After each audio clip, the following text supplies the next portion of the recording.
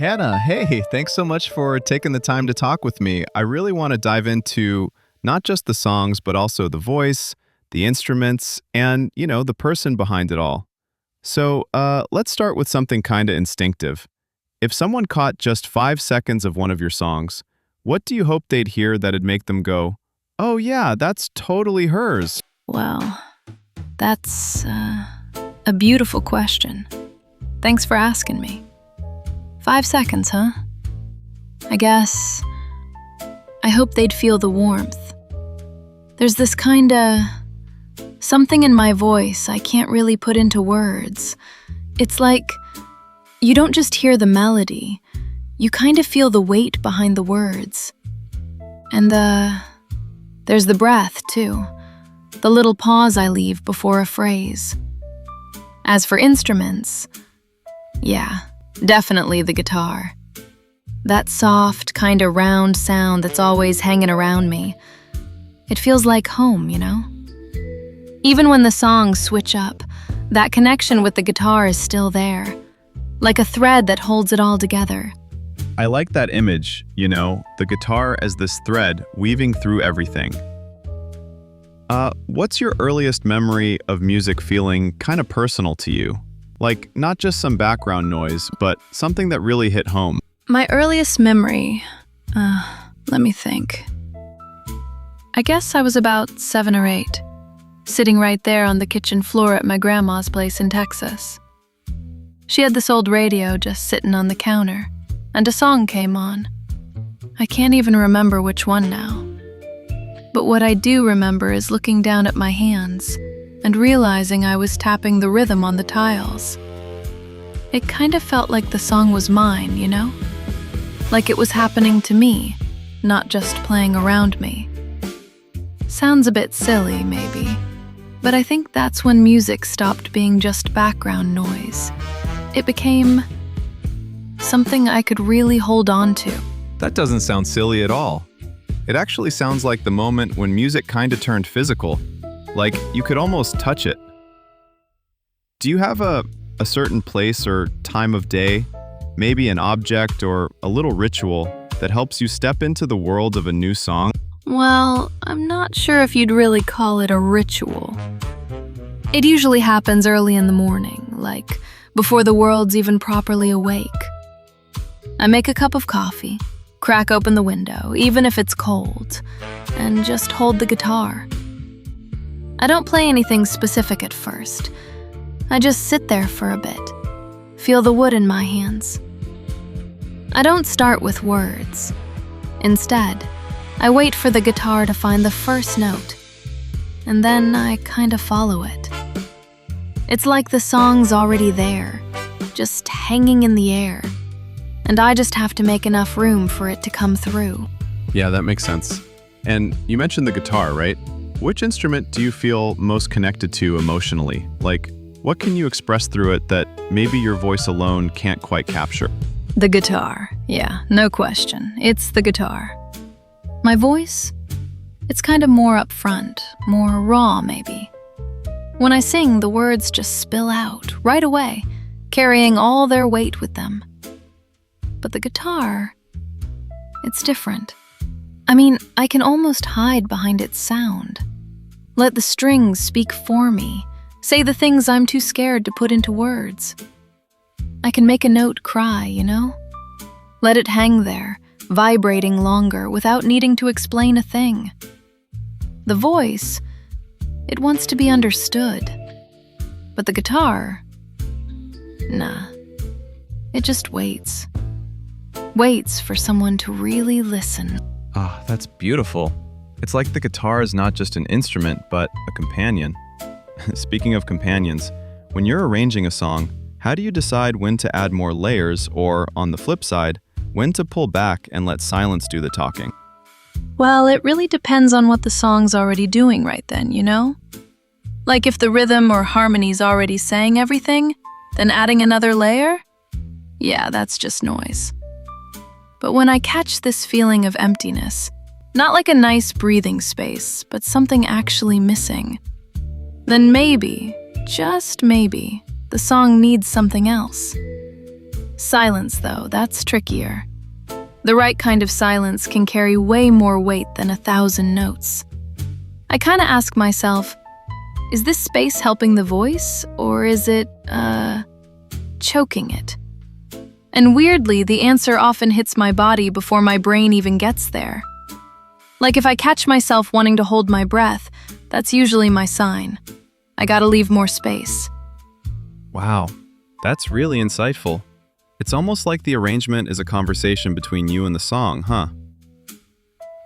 Now, your voice. There's this incredible mix of vulnerability and strength. I'm curious, which part of your voice took the longest for you to understand or trust?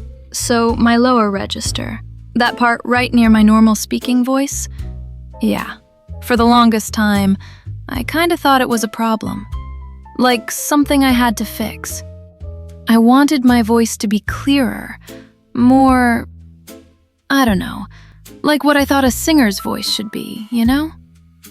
But this slightly rough, kinda intimate tone just kept sneaking through, and I always felt like it wasn't enough. It took me years, seriously, to get that it wasn't a weakness at all. Actually, it's where my voice feels the most honest.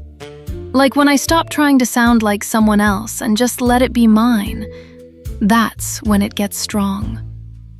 It's funny because it's almost like vulnerability and strength are just two sides of the same coin. So, when you listen back to a vocal recording, what are you really paying attention to, besides just the pitch? Like, is it the phrasing, the rhythm, maybe the breath, the tone, or even how close the singer is to the microphone? Yeah, all those little things that kind of shape the whole feel. Breath. Yeah, that's the biggest thing. Not just where I take it in, but how much room I leave before jumping back in. You know, a breath can actually say way more than any word. Then there's the tone, of course, but I don't think of it like it's separate. I'm really tuning in to how it shifts, depending on how close I am to the mic, whether the voice feels tight and personal or kinda wide open. And, I watch the cadence, too, how the words kinda land on the notes. If a line sounds too perfect, too polished, I'll just do it again. I'm always chasing that spot where the voice feels like it's actually speaking, not just singing. So, technical control, yeah, it's important, no doubt. But really, it only matters when it's protecting something human underneath. You know what I mean? Yeah. Like, is there a song or a performance that kind of preded you out because it showed more of you than you ever meant to let out? There was this one night, right? At this tiny little venue, I sang a song, one I'd never actually performed live before. It's one of those songs you kind of keep tucked away 'cause, well, it feels too real, too raw. I sang it almost like a whisper, barely there. And then, halfway through, I noticed the whole room just went quiet. Not that usual quiet before the applause, no. This was different. It was like everyone was just listening. Really listening. And in that moment, I kinda realized I'd shared more than I meant to. But, you know, once it's out, you can't just shove it back down your throat. That night, yeah, I felt super exposed, like really vulnerable. But after it was over, I also felt more whole. Like something inside me had settled. That kind of silence, it can hit harder than applause sometimes, right? Like, there's this whole different vibe. Makes you wonder, how different is the Hanna who's just singing alone in the studio from the Hanna who's out there, performing in front of a crowd? You know, the Hanna in the studio. She's more honest, really. Like she can just stop, rewind, try again, or even leave a take unfinished if she wants. She doesn't have to pretend she knows exactly where the song's going. She can kind of sit with a mistake until it just becomes part of the song. But on stage, it's different. It feels like the song's already been decided, I have to just commit right then and there, even if my voice cracks or I blank on a line. No safety net. But, there's also this exchange happening. The room, the people, they give something back to me, and I respond. It's less controlled, yeah, but it's alive, in a way the studio just can't be. I guess the studio Hanna is still trying to figure out the song, while the Hanna on stage has already decided to trust it. That's a beautiful way to describe the difference. So, as your music keeps evolving, what's that one part of yourself you never want to lose? There's this part of me that still gets nervous right before I hit record. That little flutter inside? Yeah, that one. That's the sign I still care. Like music hasn't just become some routine chore for me. And honestly, the day that feeling goes away, I think that's the day I lose the whole point of why I do this. I want to hold on to that part of me that hears a song playing in my head and just chases after it, even when it's all fuzzy and doesn't quite make sense yet. Even when it kind of scares me a bit. That's the part that keeps the music, well, mine. Hanna, thank you. Not only for talking about the music, but for letting us see some of the silence, uncertainty, and emotion behind it. Thanks. Yeah, I really enjoyed this. And a voice I forgot, I still carry like fire. You asked me to stay, I stayed in the wave. Not sure if I'd sink, not sure I'd be saved. So I let it hit the wall, let it shake the frame, let the whole house call my name.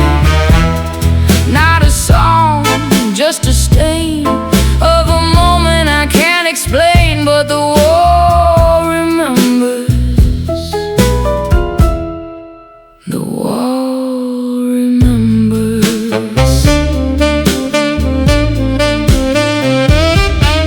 And every broken silence speaks in my ear, like the echo of doubts I no longer fear. It's not polished gold, it's the crack in the glass, where the music spills out, fragile, outclassed. Hold the note longer, don't rush to release.